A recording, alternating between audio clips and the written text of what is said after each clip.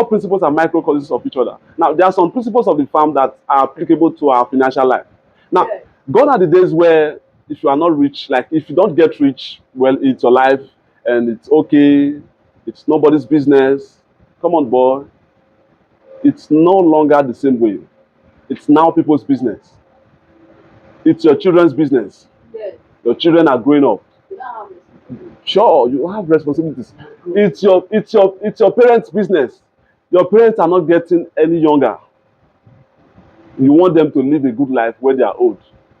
And you know what? It's not going to fall down from heaven. Gone are those days. Like, period. Gone are those days where it's nobody's business. It's now your business. So let's talk about the law of the farm. The laws of the farm. It's very sacrosanct. Very pertinent. I don't know. I just like using these two words alongside. Very sacrosanct and pertinent. You know, it makes so much. It means so much to me. So what are the laws of the farm? Now let's first of all talk about the law of seasons. Seasons. What are seasons? If I may ask, what are seasons? When I say seasons, these are times of, times of predictability, isn't it? Times of predictability, like where you can predict.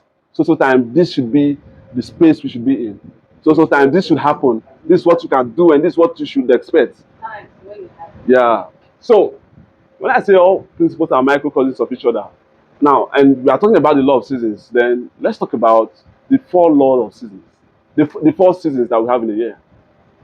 The first one is what? And remember? Please don't blow my mind yet. Don't blow my mind yet. The law. Oh, come on, that's it. Come on, girl. Laws of laws of seasons. Okay.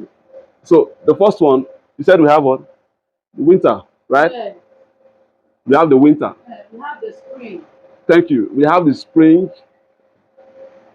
And then number 3, we have what? We have this drought.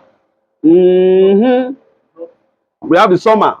The summer. The summer. Then number 4, we have what's it called? Autumn. Yeah.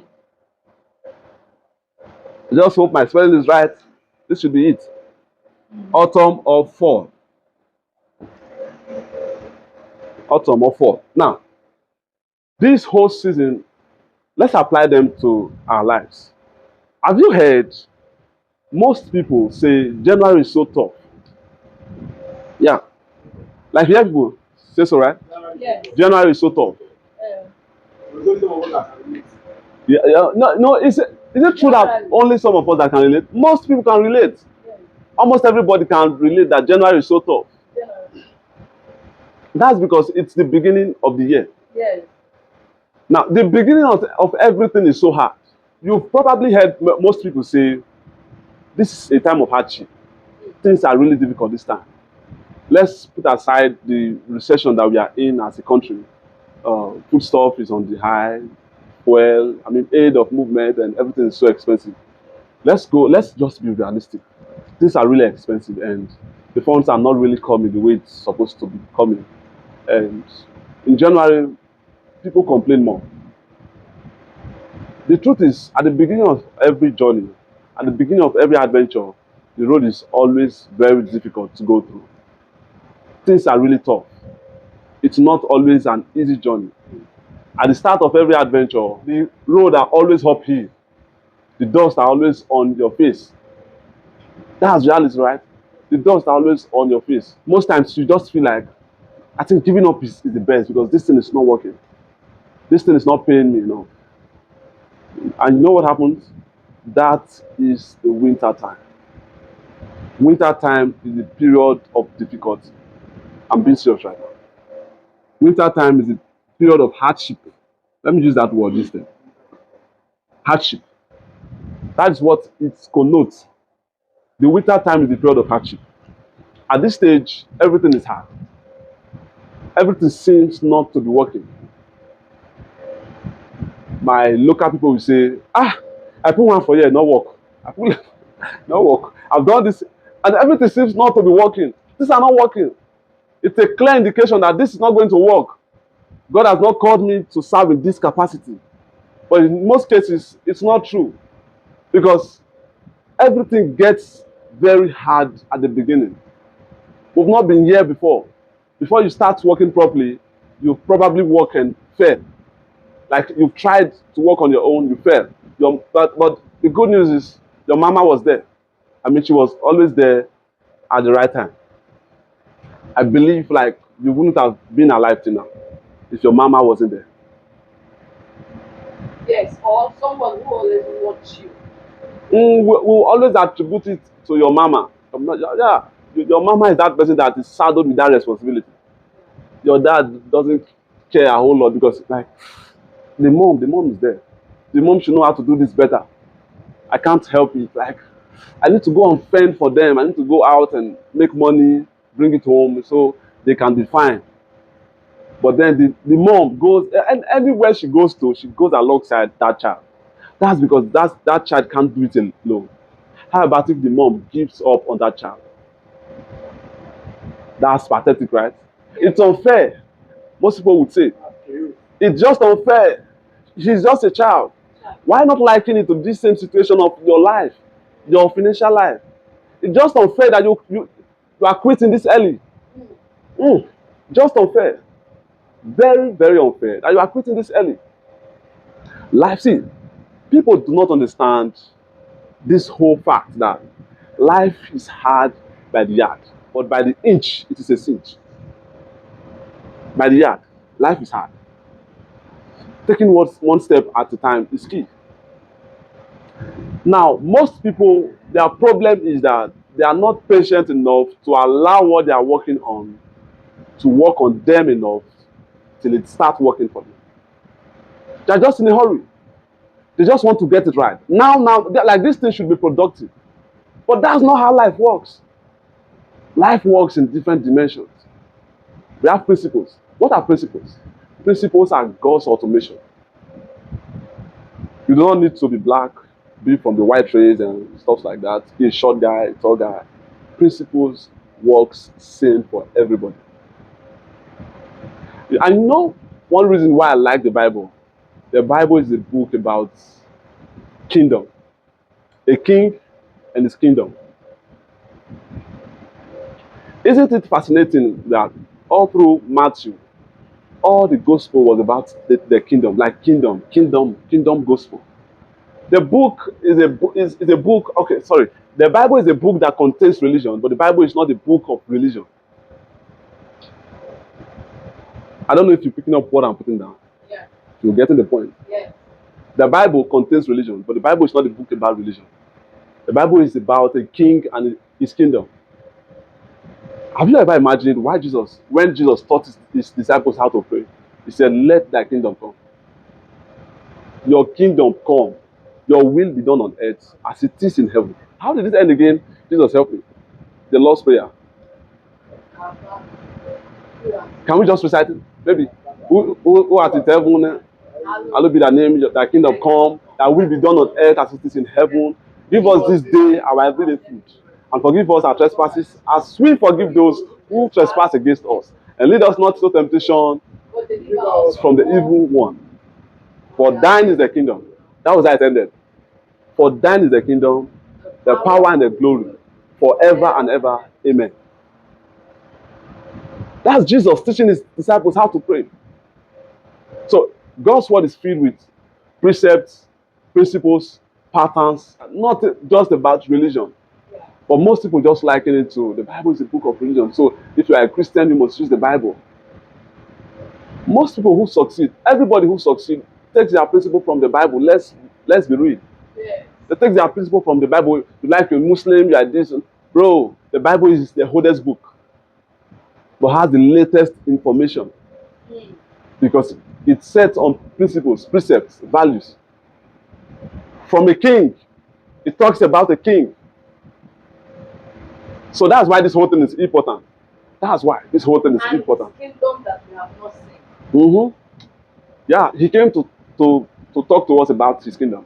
Jesus came to talk to us about this kingdom. And hopefully, let his kingdom come. Amen. Let his kingdom come. That's the most important thing. The law of hardship is the same as the law of summer. At the beginning of everything, everything is hard. You said? Winter. Oh, sorry. Thank you very much. It's not summer, winter. So, the law of winter is also the same as the law of hardship. It's also the same as the law of hardship. Then, we move over to the law of spring, right? Yes. Spring. The law of spring, the springtime speaks of hopefulness. It's a time of being hopeful, having hope that things are going to get better. I see the light. The light is growing. I'm not there yet, but I just believe that things are going to work out well. Because of the hope that whatsoever that was sown. Because of the things that you see surrounding it. But then you must have you must have planted your seed at that time. Yeah. During the winter time, you must have been planting your seeds. Yeah. Because you already know you pass that. Yes. Then at springtime, you are hopeful. Yeah. You are expecting something huge. Something, Mr. Sabinus would say, something huge. Yeah. Something huge, something big is coming your way. You know, at the time I came back from Ughelli and came back here to start up my business again, and I got this call from my younger brother who told me about a friend who called him and told him that he's having an issue with his GT Bank account where he made some deposits and the thing is really giving him issue as regards removing those funds. And I said, wow, I think I can help. I've done this before and I was able to pull out those funds. These people are stubborn. They would want to tell you, you must follow the due process, you must do this. So I said, what? I put this money there the same way. Please take it out the same way. Do they ask me to fill form to allow these funds in there? I'm not fill form now. There was nothing like filling any form. You allowed it in. Why don't you put a blockade and say this money is not going in? This money shouldn't go in. You allowed it in. Boy, take that money out. So I said, I've done this before, and I'm so glad that it happens with the GT Bank, and now you are reporting the same people to me, GT Bank. So I asked them to come over from Warri because this guy was in Warri at that time. So I said, can you please come over to Benin and maybe we just use the Benin branch. Let's use the branch here at Uniben, and God helping us, we might be able to pull out these funds. And the guy had tried all he could at that time, so it almost seemed like he wasn't having any choice. He wasn't having any choice to make at that time. So he came over and went down to GT Bank here in Benin. So after we did all the stuff, and long story cut short, I was able to pull out that funds. And you know what? I came home and this guy gave me some part of that money. Gave me some part of that money. And I was so glad. I was so glad. And now I'll tell you why I was so glad. I was so glad because I moved from having no money to having this so amount of money at this time without doing much work. It's an indication that my coming back is ordained by God. I was hopeful. I came back and I shared that hopefulness with my wife. We were hopeful now. Things are going to get better. It's not going to get worse anymore. And now let me say something. Why would you expect things to get better? To get easier from the start? There's a law called the law of inertia. An object that is at rest remains at rest until an external force acts on it. If you leave this thing here, this whiteboard here, it's going to remain here for the rest of its life, except an external force acts on it. Maybe a wind, the ant comes to feed on it, comes to feast on it, and do some rubbish on it. It's going to remain like this for the rest of its entire life. I don't know if you're picking up what I'm putting down, right? You can relate. Now, things are not going to get harder than they already are. You know the good news, but you can get better. We can get better. Things are not going to get harder than it already is. Because they are static and we are improving. We can improve ourselves, Yes. but they do not get harder. They can't improve. That's right. They can't get harder. They stay where they are. They are already fixed, but you can get better. You and I can get better. But most people do not know this fact. So they struggle through life. And this is so unfair because it has crumbled so many destinies.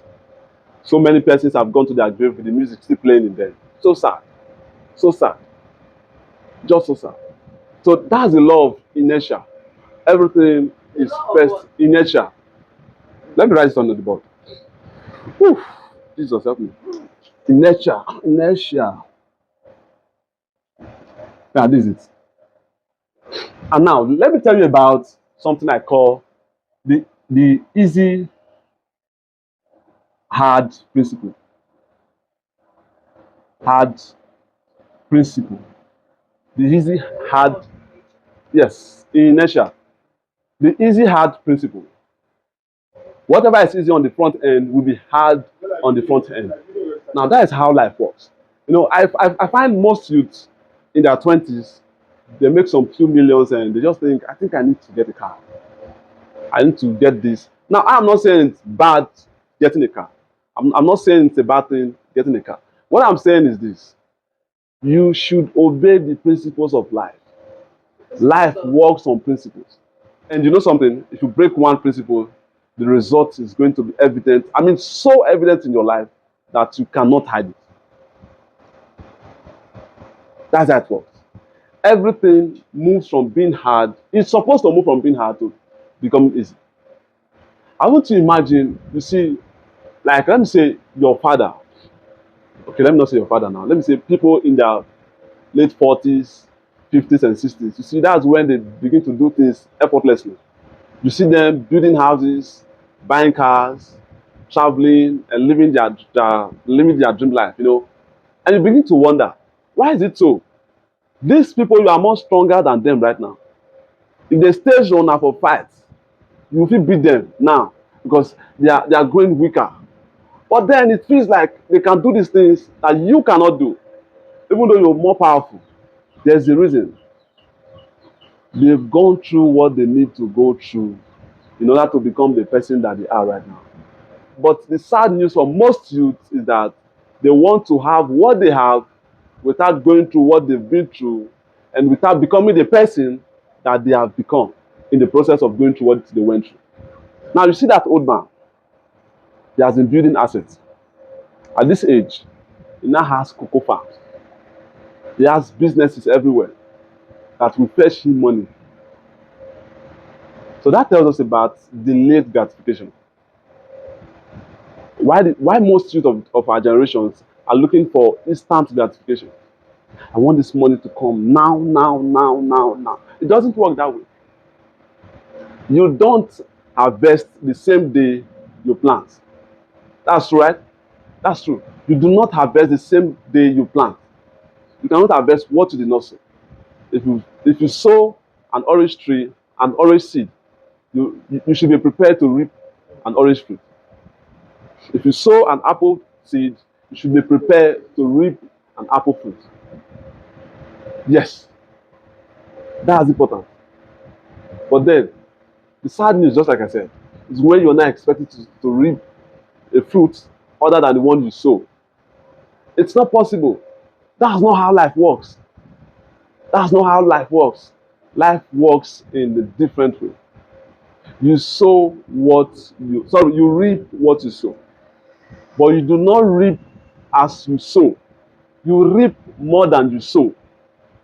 And furthermore, you do not reap when you sow. You reap later. You reap later than you sow. That's how life works. But then most people are just looking for quick fixes. I just want to make sure I get this done now. It's so pertinent that I get this done. I need this lifestyle and I need this lifestyle right now. Not tomorrow, not the day after tomorrow. I need this thing to happen today. It doesn't work. You're just being delusional. Yeah. You're just being delusional. So the law of the spring is the law of hopefulness. After sowing, like this is going to be okay in the future. My life is going to get more better than it is right now. And with time, it will. Just make sure you sow the right seed. And now let's move over to the law of summer.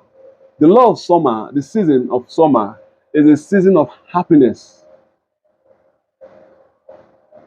Don't forget I said the law of spring is season of, the season of spring. Don't forget I said that the season of spring is the season of hopefulness. Hopefulness. That's the season of spring. And then I said this is the season of hardship. And now the summer time is a period of happiness. Now you know what you are expecting. You are so sure that your harvest is ready. And now this I would liken this period to a period in my life where things started to put themselves in place. Like things literally started putting themselves in place. I began to see everything working for my good. And you know what? Myself and my family, we were so joyful. Like we were joyous. We are so glad. We are seeing everything working for our good again. And that's all that matters to us. I do not need to talk to clients before they come to my business, before they come present themselves to me before they need my service anymore. I do not need to do that again. Because the people I've talked to that have tasted my service now helps me talk to more people that this guy is good in what he does. Like, you would love this guy. The guy is really good. Really good at what he does. It's not okay. I'm not going to demarket myself. Yes, I am really good. I'm really good at what I do. Now, I'm not exaggerating. No, that's not what I'm doing. But I'm this guy who wants to always take himself out of the picture. I don't want to feel that way. You know, I don't want to feel that way. But then I think for my business, it's good to maybe sometimes feel that way. Maybe sometimes feeling that way. You see, the season of summer is a season of happiness. Because at this time, you already see everything falling in place for you. Just like I was illustrating now, that I do not need to talk to my clients, to new clients anymore. I do not need to talk to new clients anymore because the already existing clients will do the talking for me. I just have to deliver on those promises that I've been delivering before. And you know what? It's not new to me. Maybe it was new to me at the time and it was difficult, but now it is part of my system. It is part of my being. So I do the work effortlessly, and it's no longer easy. It's no longer hard for me because everything gets easier because I've been able to overcome inertia. Remember, I said it's not going to get harder.